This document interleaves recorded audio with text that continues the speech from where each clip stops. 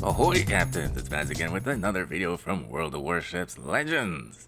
And today we have a fantastic video for you. We have our new personal damage record and XP record all in the same match. And we're using the French legendary tier battleship, the Bourgogne. This is a match of domination on the Two Brothers map.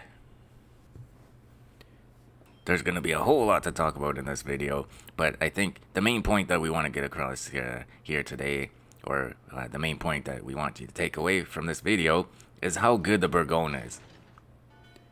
And maybe why, that if you don't have it, maybe you'd want to switch over one of your bro projects and start ticking away towards it. Now, when this ship was first announced, a lot of people, admittedly including myself, kind of laughed at it because it was a legendary ship with only 15-inch guns. And we all said, oh, what the hell is it going to accomplish at legendary tier, going up against Yamatos and Conquerors and the such? Well, this match is going to serve as Exhibit A as to why this ship is so damn good. Now, of course, not every match is going to turn out like this. It all depends on, what the enemy gives you. And as we get into position here, going towards the Delta Cap in this match, you're going to see us pull up beside the island. That's the nearest to us there. And we're basically just going to wait for the enemy to present some nice juicy targets for us. Sort of play this ship as we would play any other battleship, to be honest. Normally what you want to do in the Bourgogne is take advantage of its speed. Maybe even use the engine boost right off the bat. Try and swing as wide as you can. And then trying to get the enemy ships into a crossfire with your teammates that are still near your spawn point.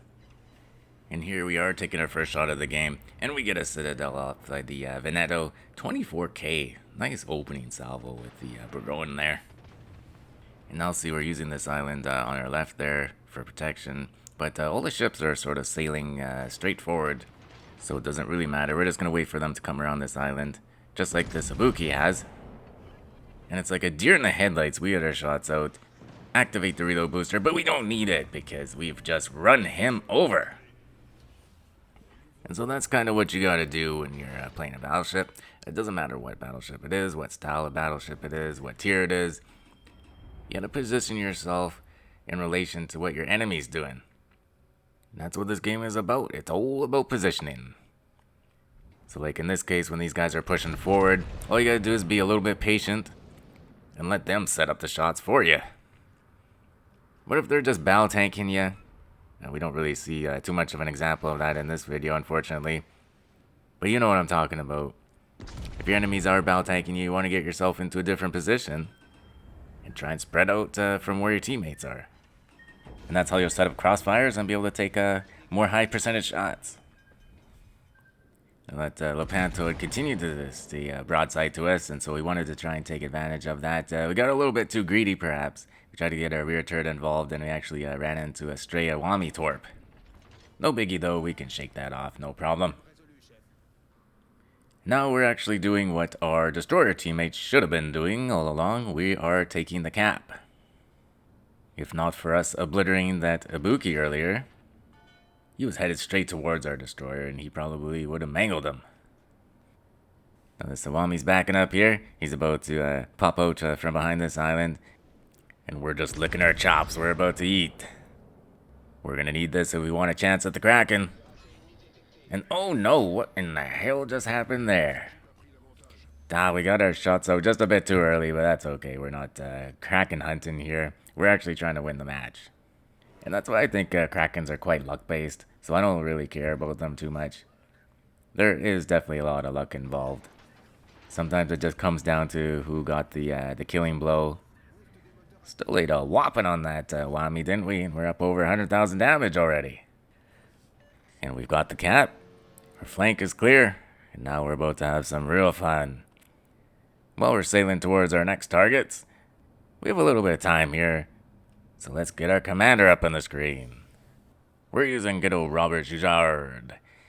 And we're using all the offensive skill choices.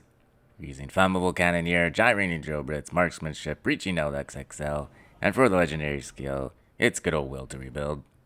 Our inspirations are Cunningham and Gibrette, because we want a little bit more accuracy, and we want to build into our already good speed. And look at that speed. We got our engine boost engaged here. We're going well over 30 knots in our battleship. We're about to come around this corner here. And now we got the enemy team right where we want them in a nasty ass crossfire. This Worcester's been hiding behind islands all match, not getting shot at. Well, someone's about to throw their controller. And oh boy, we just chopped him down, 2/3 of his health gone. Probably the second controller we made somebody throw in this match after that Ibuki? What was that first one? I think it was the Ibuki.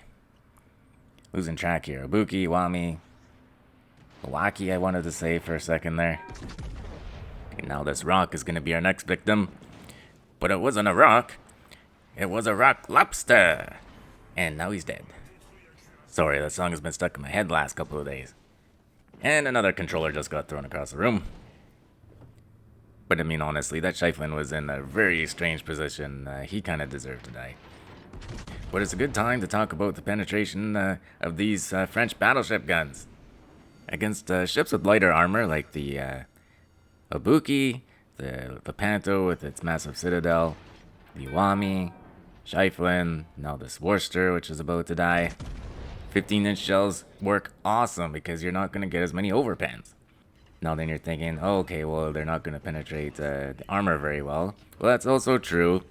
But when you are using Jajard as a captain or even as an inspiration, then his base trait is going to allow you to penetrate thicker armor.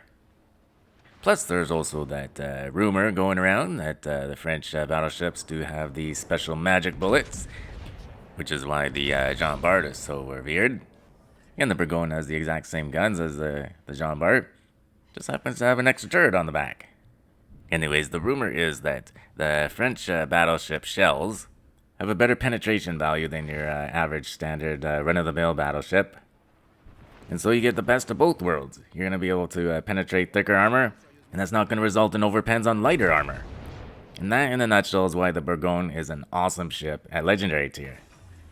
Now, whether that rumor holds water or not, I don't know, pun intended.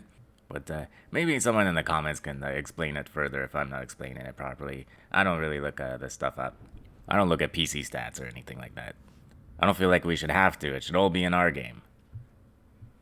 Let's focus back on some of the details of this match here. One big weakness of these French battleships is that their turrets get knocked out pretty easily. The Yamato here has knocked out our turret consecutively 2 times in a row. That has hindered our ability to deal the damage back to him. And I guess the other thing is that penetration value of the 15-inch guns. You can see the Yamato. He's not quite 45 degrees flat to us. He's just angled slightly. He's like 46, maybe 47 degrees. And we just can't citadel him because of that. Also, our shells are kind of going all over the place. Sigma of French battleships is not the greatest, apparently. It's in the lower half of nations' battleships. And our RNG kind of ran out against that Yamato a little bit. And our shells were going all over the place. And unfortunately, because of that bad luck, we're not able to get the kill on him either. So, I mean, like, we could have had a good, I don't know, a good 2 or 3 extra kills in this match. And we really could have racked up some stats. But again, that's okay. All we wanted was to show that we broke our damage record. And to show off how good this ship can be. The Kraken really just would have been the cherry on top of the cake.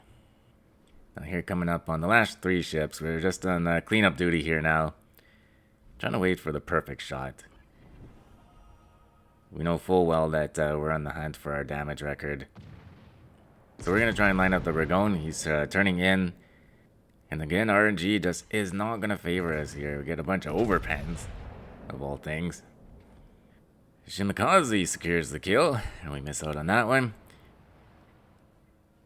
And now we have to wait for our guns to reload, and we can't fire against this Shimakaze while he's lit up. And just as our guns are about to reload, he disappears. And there goes our Kraken yet again. I'd have to rewatch this video. I have watched it a couple of times. But I'd have to rewatch it again and count how many kills we could have had altogether had we lucked out and just got our guns off at the right moments. But here we go. We're gonna finish off that Shimakaze.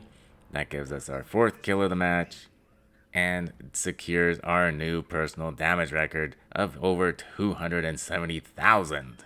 not too bad. Nothing spectacular, of course, like I'm not the sort of a damage guy. But on the end screen, what you're going to see is a whole crapload of XP and my new personal XP record. And that's the thing I'm most proud about when it came to this match. You know, damage and kills are impressive, but for me it's XP that is the most impressive stat in this game. Because that tells me that you're trying to actually win the game. You're not trying to damage hunt, and you're not trying to kill steal. You're actually trying to win the game. And nothing makes me pull my hair out more than seeing people do things other than trying to win the game.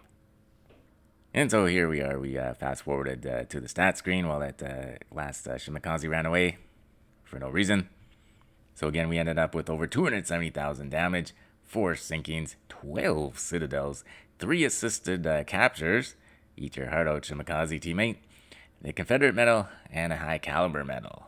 And then yeah, we're going to take a look at the team screen here. 4,138 XP, that is a new personal record. And that's pretty dang high for a scrub like me. Well, I hope you guys did enjoy that video. If you did, please hit that thumbs up button for me. Hit that subscribe button if you haven't already. Be sure to check out my other videos. Feel free to leave a comment down below. And as always, take care of yourselves and do what makes you happy.